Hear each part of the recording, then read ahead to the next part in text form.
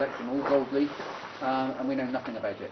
The one above it with the gold and then the crown in the centre is the sternboard of the Colossus, which we mentioned earlier, Nelson's ship. This is all wrecked in 1798. From shipwrecks in the area that they brought in here and fixed up. French cannon. The association, the flag ship of Admiral Supply Trouble, and one of them is now here, one is in the Tower of London. The main reason for them being wrecked there is because they thought it was a safe coast. They couldn't have accidents to get long well enough. That's all known. So for anybody, you could find a way of navigating around it. Also a documentary film on the same there. This is the Valhalla figurehead collection, and you can stop the video here and read this information. Stop. Here's another paragraph of that stuff. You can stop. It's the figurehead of the Mary Hay. I'm going to go to the sign. Yeah, this is a better shot. Shooting the other way into the Skyline didn't give you the feeling of the boats and the... But there's lots of houses here. We just saw, they said they've got 90 units for rent on the island. I think when you rent, they give you a golf cart and maybe even a boat. In the unlikely event of emergency, the exits are self-explanatory. But about 15 minutes to get to the cruise ship. So we're 15 minutes away from the cruise ship. Here's Barrows Rock in Woodmont. We used to swim out here every opportunity we had. Those are the rental housing. They said there's 96 units on the island that are luxury rentals. Poole was talking to a guy in the dock. He came here with his wife on a vacation 9 years ago, got a job offer to be a grocery gardener, and never left. Just the other side of that sandbar, that sandy beach, was the landing strip for the island. There was a windsock blowing, and just came over the windsock and landed on about looked like no more than half a mile grass landing strip. We're maneuvering in a position to get this shuttle boat lined up with the dock, which can be and lowered so that we just step off the boat onto the dock. Neat. So there is the famous guy from last night, Sheldon Goldberg. There's a shot in the mirror of Folke doing her packing before the boat leaves, so she doesn't get seasick. We've had quite a rough sea coming in here last night from whatever island that was to the Isle of Scilly, and we're docked between Scilly and St. Mary's. And are you just about done, baby? Well, not quite, but... Here's the view from our balcony of St. Mary's Island, which is the largest of the islands in the Scilly Islands. Has about 1,800 people living on it year-round, and 1,000 visitors in the summertime, where they rent boats and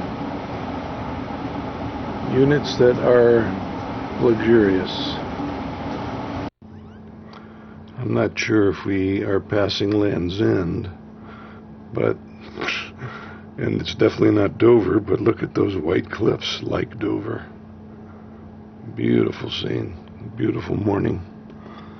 I think we've got a long way to go to Poole, but I'm surprised they didn't make an announcement yet at 7 o'clock. I'm shooting through the window because it's Folke still sleeping.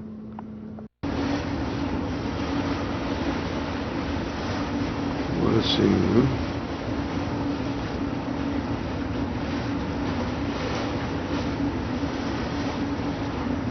Beautiful white chalk cliffs.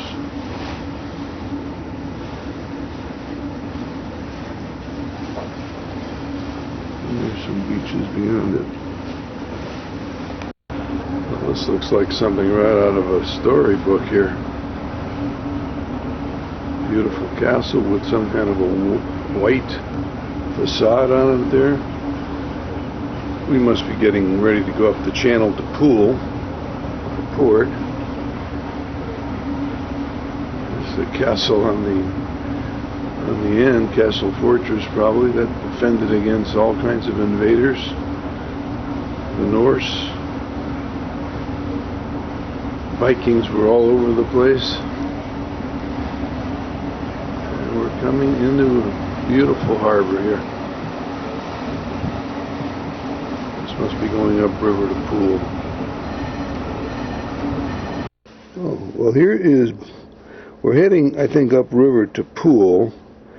We're in the Bay of Bournemouth, where the Egyptian Grand Circle Travel Vice President lives and arranged, and I'll just give you the coastline. Here is Salcombe, and when we pass those white cliffs, I don't know if they were down by Land's End, but that's Land's End, and that's where we were yesterday, was the Isles of Scilly. And so we've crossed all this distance during the night. It's now almost 7 o'clock in the morning. Folk has got all the bags ready to go out. I'm going to take a shot out the window. We're heading up to London from here. We may be heading right in the Poole in front of us. There's some cruise ships, giant catamaran ferry boat probably. And here is the bay, beautiful big bay, gorgeous forest, huge forest on the western side of the bay, and all kinds of apartments down that end. Giving okay signs and information to the captain, who I'm in the shade again. Boundary, not very far from where we're staying. The Liberty Bell was also cast at Whitechapel Bell Foundry, and both of them were rejects. They were both sent back because they were both cracked. They still are. So over to the right, there we can see the City of London and the Tower Hotel. St Paul's Cathedral, the magnificent dome of St Paul's Cathedral on the right, and here on our right is Somerset House. Somerset House, I think it was Rita in Edinburgh. While we were travelling round Edinburgh, it was the architect, wasn't it, of Somerset House that she was talking about. Because the men were away fighting in the war. It's known as the Ladies' Bridge for that reason, and it's the only bridge that they haven't had any problems with. It's never cracked. It's been in perfect working order from the day it was completed. It also self-cleans. Bush House, until a couple of years ago, was where the overseas service of the BBC was broadcast from. Got the number 15 on the route master there on the left hand side. We've got 2.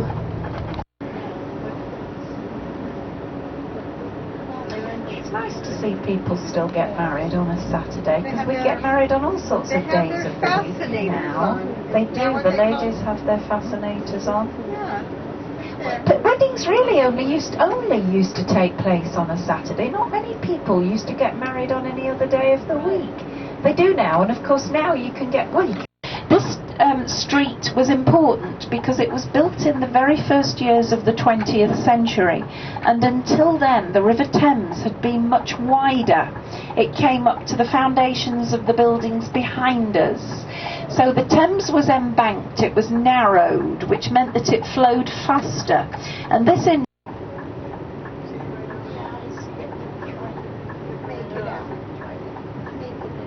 There's the big eye. Yeah, I know.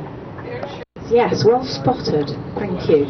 On the left here, and over on the right, as we turn left, if you look on the left, Poole's helped the station to generate over half its electricity supply. Blackfriars Road Bridge next to it, the Red Bridge, and up to the right ahead, the Shard of glass. Currently discovered it was quite a favourable place in which to build, close to the river. They built the first river crossing, the first London Bridge, a wooden structure, most probably. And now we have the railway. Started our city